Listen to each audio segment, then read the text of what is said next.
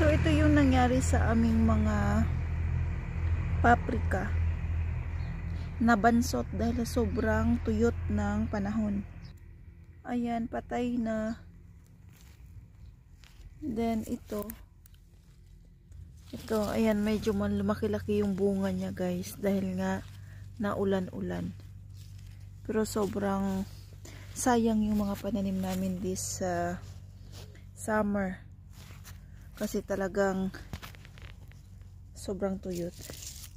Ito, meron pang mga naiwang sibuyas. Ayan. May mga sibuyas pa dito.